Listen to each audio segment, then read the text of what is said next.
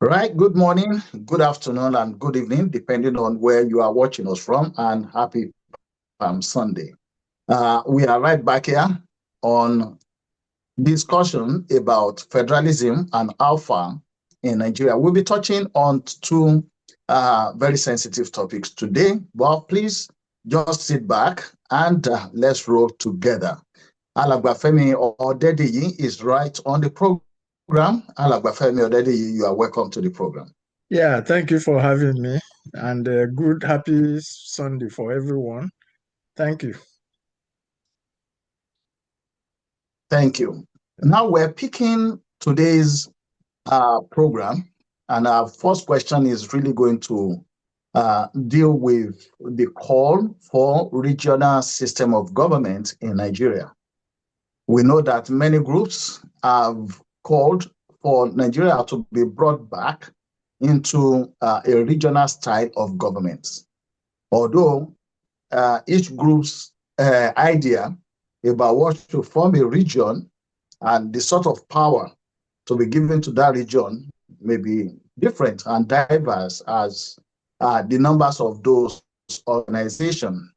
But a sort of report that came out in about a week, not independently verified, but then it says that one Yoruba leader, and that is Senator Okpeyemi Bamidele, whom I believe to be the senator representing Ekiti Central, was reported to have said if the regional government was set up back, that would mean that Biafra has been given the go-ahead. May I ask at this point, should Biafra be a sort of concern for Nigeria going back into regional system of government? Thank you for the question. Of course, the answer is very simple. Absolutely not. It is very unfortunate that someone of the caliber of Senator Bamidele, who is supposed to have made that statement, that such a statement will come out from him. Because Biafra or no Biafra is not the problem with Nigeria. The problem with Nigeria is what type of federation are we running? And when everyone is talking about return to regionalism, return to this, it is simply because that was the form of government that ushered in independence. And Biafra was not in existence at that time. So it was taken that Nigeria is a multinational, multicultural, and multi-religious environment. Therefore, the best form of government should be a federal system based on the national characteristics of the components, what some people will call ethno-national characteristics. So Biafra or no Biafra is irrelevant. Now, if those who are in Biafra land want to exercise their right to have their Biafra, they have the right to do so. I mean, anyone that, any group of people, any nationality in Nigeria that wants to have, that feels that is being a separate existence is the best way out for them, they have the right to do so. Now, we can now say, okay, let us look at the whole global politics and the African condition. That is it wise for any group of people to want to retain a separate identity from the current contraptions in terms of size, in terms of ability to project its power, in terms of ability to develop itself, and in terms of its relationship with the outside world? So if it is not considered wise, then the question is, how do we make the nationalities in Nigeria feel comfortable within Nigeria?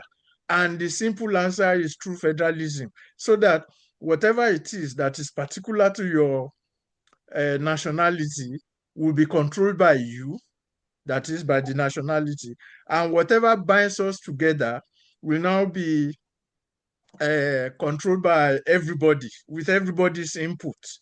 But as it is, when the constitution says Nigeria shall be a federation of states, what are the states?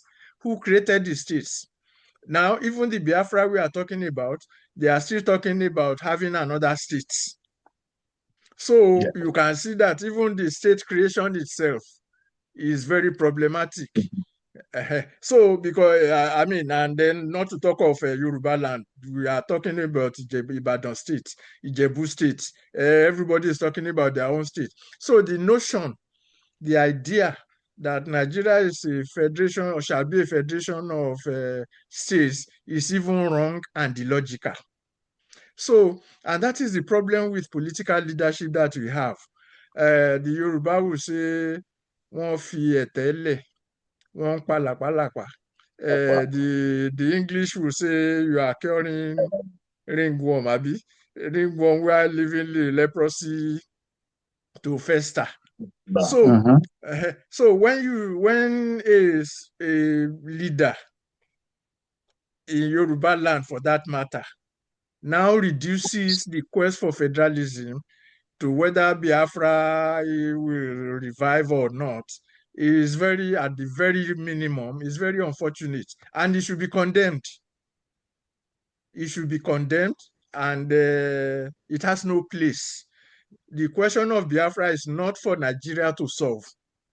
It is for the Biafrans to solve. And then that's why I said when the realities are presented, everybody, which small states in the world today, that is a small country, can live or survive on its own without without some kind of big brother looking over them? Which? None. When they talk about Lee Kuan Yew, Singapore is firmly in the Western orbit. It is part of the Western liberal democratic culture. So if in Nigeria we have Biafra that wants liberal democracy, we have Yoruba people that want democracy, we want South people that want okay, so why are we now saying, okay, let us separate? And I'm not advocating against separation. I'm just looking at the analysis that we cannot go our different ways. And then when we do that, we start fighting each other. Because there's no way in Africa today that you won't have such conflicts based on historical and cultural antecedents. So it's not a problem for the rest of us to resolve. It is a problem for them in Biafra land to resolve. And they should be given the opportunity to do that resolution. So a little bit, if in truth the guy said what is quoted as saying, I am ashamed that such a statement will be coming from a Yoruba leader. Right. Thank you, Alagbafemi or Dediyi. Then, just to put a sort of a follow-on question on that. If we have the regions and the south, I mean, it used to be Eastern region. Yeah. Probably also with some other areas that are on that are part of another state or so now. Yes. If we have a regional government, obviously the Southeast, as it's called now, yeah, that is called the Southeast. Yeah. If the Southeast decided to adopt the name Biafra, is there anything wrong with it? No, if that is their choice. You know, when we are talking of true federalism and multiculturalism and multi-religious and all that, that is giving each nationality the rights to name itself. So if we say, like in Yoruba land now, for example, people are saying Yoruba is not an original word, that we are Omo Odua, or we are Karo Ojiri, or we are Otuife, and all kinds of stuff like that. So we are going to decide what we call ourselves. So if we decide whatever it is we decide to call ourselves, and we have that right, and we exercise that right, why are we now telling other people not to exercise the same right? So if they call themselves Biafra, that is, again, they are I won't say problem in a negative sense. That is their issue. And now, like you said, what is known as Biafra, or those who are agitating for Biafra, are largely from what is known as the Southeast states. The people in the Niger Delta, what they call the South now, since the declaration of Biafra in 1967, they have never considered themselves to be Biafrans. But that doesn't mean they can't collaborate or whatever it is that they want to work together. So they will have the choice to say. And one other thing, when we were talking about regionalism and federalism, initially we had 3 regions that was created by the British. And then the action group of Chief Awolowo now proposed to have more regions. Initially, it was to have 3 more regions, one in the northern region called the Middle Belt, one in the eastern region called the Calabar, Ogoja rivers, and one in the western region called the Midwest. But because of the political shenanigans of that era, they created only the Midwest and left the Calabar, Ogoja, and the Middle Belt out of the show. And that was what initially led to even the Civil War itself. And then, so everything started cascading all along. So, and then even after independence, the action group set up a motion to create 11 states, 11 regions, including all the ones I mentioned and the others. It was again rejected. So if we want to address what I will call the Biafra problem, quote unquote Biafra problem, we have to address also the Middle Belt problem as we speak, because again, they have been fighting for that for a long time, since even before independence. So there is nothing spectacular in saying Biafra should, whether they want to name themselves Biafra or not. That is for them to decide, because what led to Biafra was what also led to the Middle Belt crisis in the 60s, and what led to the role that the Niger Delta played in the Civil War. So, and that is the question of the nature of federalism in Nigeria. What kind of federation do we have?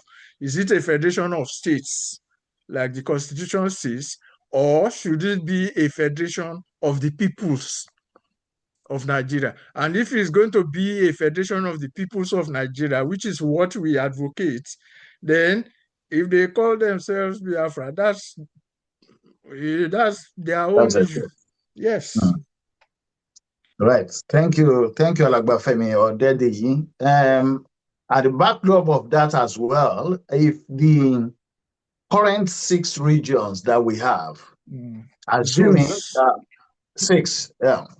So assuming the government decides to just make those into the 6 regions into proper regions like we had in the 60s, do you foresee any problem? Let me put it this way: without any referendum conducted, if the federal government decide that, okay, those 6 regions, they will give them powers so that they start to operate like the regional government that we have in those in the 60s, do you foresee any problem? Yes, the idea itself is even problematic. Why did I say so? If you remove, let's say, the West, that is Yoruba land largely, and you remove some other areas, most of the zones now, the 6 zones they have, they are, especially in the Middle Belt, you have many nationalities that were balkanized into different states.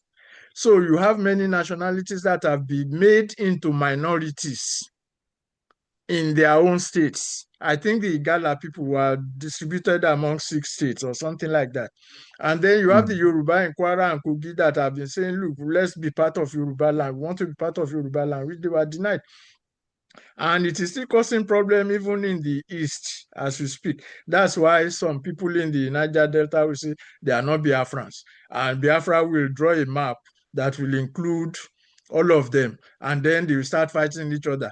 So the very notion that we have 6 zones that can be turned into regions, like they did with the Development Commission, is problematic, because what you are doing, or what they are doing, not you, what they are doing, what they are doing is reinforcing the injustice that was denied, that had been the basis of denial in Nigeria. So if the Yoruba say we want to be in one region, then because we have been zoned into the southwest, then they are telling us to forget about the Yoruba in Kwara and Kogi State. They are, in fact, the Yoruba in Kwara and Kogi, they are Igbomina and Ekiti. So they are telling us to forget about them. Then, like I said, I think it's the Gala or somebody that were distributed into 60. So each of these nationalities now became minorities in those zones.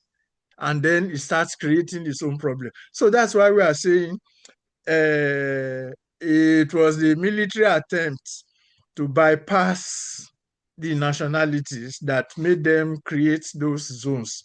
And if we say we are federalists as Democrats and we are federalists, it is not those zones or regions that we should reinforce. We should give power back to the people. Now, if we vote in a referendum, like we mentioned, let each, even if we say, okay, let's have zonal referendums. Okay, if we want to have a zonal referendum in North Central, for example, what do you tell the Yoruba or the Gala or the Kataf? You know, if they say, well, we don't want to be part of this, we want to be part of that. And then in Yoruba land, then we say, okay, we don't want to be divided as we have been. We want to be one because of so and so reasons. So to even have a referendum, that's why we are advocating.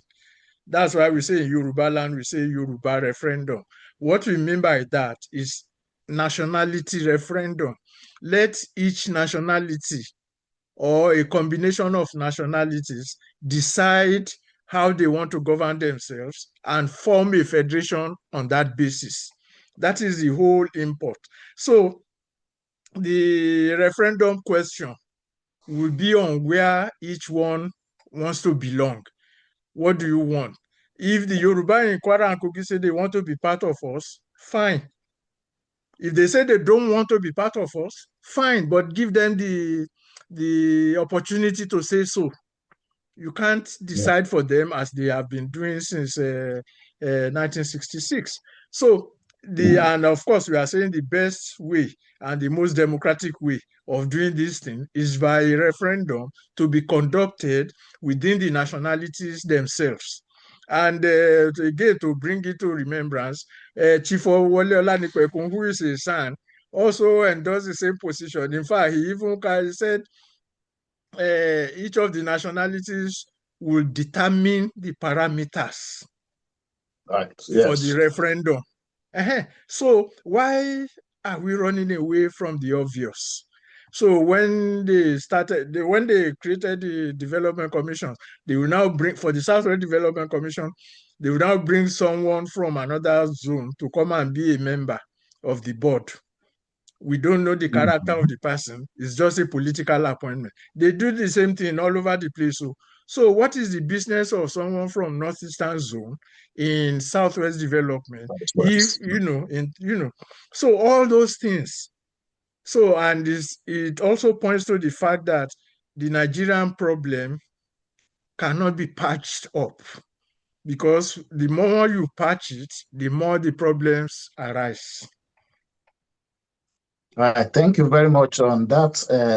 We'll continue probing the topic of regional government vis-a-vis what we have on ground now in Nigeria. Let's move on to security. And I'm sure that if we talk about security or insecurity in Nigeria, today the mind will go quickly to terrorism, because what we have now has gone beyond local insecurity. It's become something national, and many people, including those that have released report, have also spoken about the connection of the insecurity in Nigeria to international terrorism. Right. Now, the chief of defense staff, I think last week, gave a speech, and in that speech, he made a reference to the Bible on forgiving people, especially when they err. Yes. And he was of the opinion that those that are engaging in terrorism, that is terrorists as we call them, should be given the opportunity to repent and be rehabilitated. What's your take on this? Again, the man who made the statement, who is the chief of defense staff, is also a Yoruba man. And I'm also ashamed that such a statement will be coming from such a person. And I have my reasons, and these are the reasons. Number one, they have been rehabilitating these terrorists since who knows. When Buhari came to power before him, it hasn't abated. So when you keep saying, let us rehabilitate them, and they keep multiplying, then it means the whole concept of rehabilitation itself is faulty. That's number one. Number two, to even attach it to the scripture is illogical. Number one, I read the statement where he said a prodigal son and that.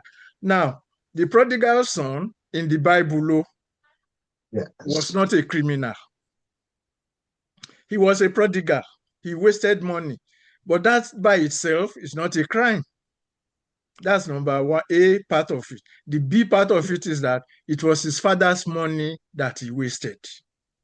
So you can waste your own resources, be prodigal about it, but have not necessarily committing a crime.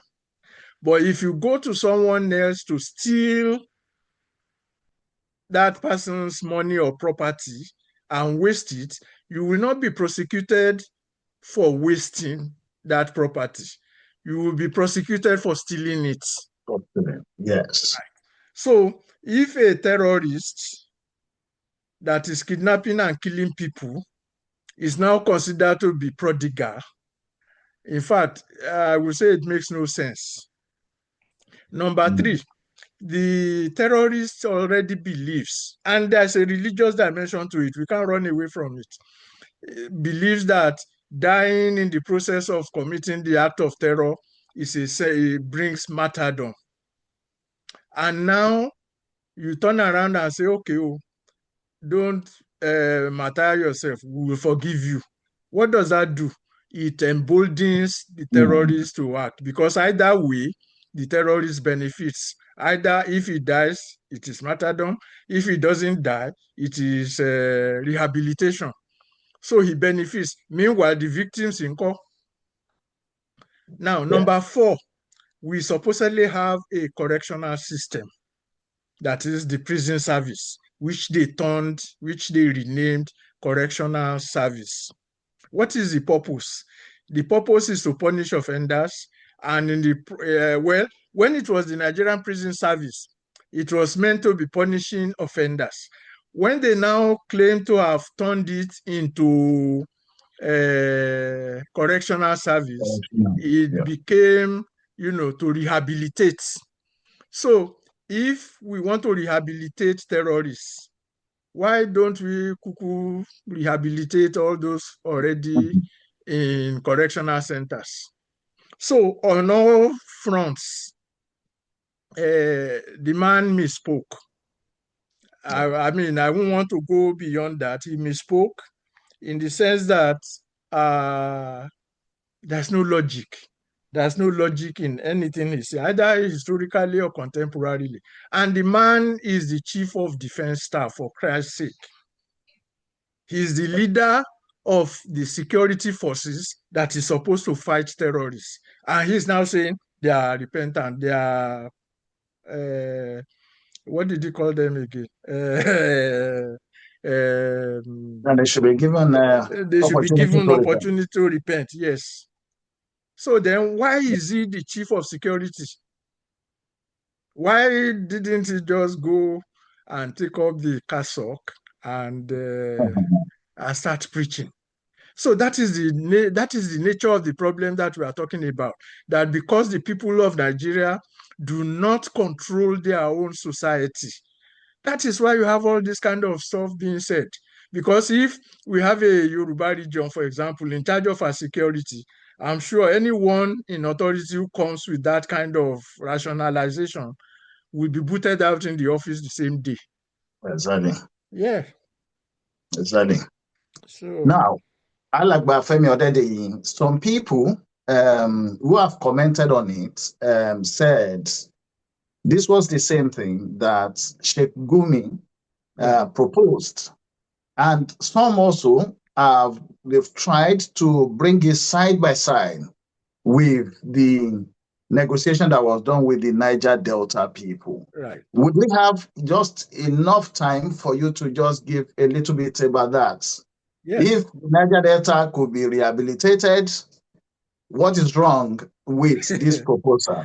Again, the analogy is way out, because in the Niger Delta, they were fighting for their own land. Right. They were fighting for rehabilitation of their land, which has been despoiled by the international community, Multinationals, yeah. everybody. In the case of these terrorists, they are not fighting for their own land. They are running people away from their land. You heard what Femi Adesina, the Buhari spokesperson, said the last time. He said, you either keep your life or keep your land. So these terrorists are running people away from their land. They are taking over their land. They are putting them in IDP camps. So they are completely different. The Niger Delta people are saying, look, you can't mess up our land like this. If you want to do that, and when the government didn't respond to them, they started fighting. And that is where the whole question of resource control came up, that let us control our land. But these people is the opposite. So anyone that even makes that comparison is, anyway, is illogical. Let's just put it that way. There's no comparison at all. There are absolutely not. None. Okay, thank you very much, Alagba Femi Odedeyi, and our time has run out.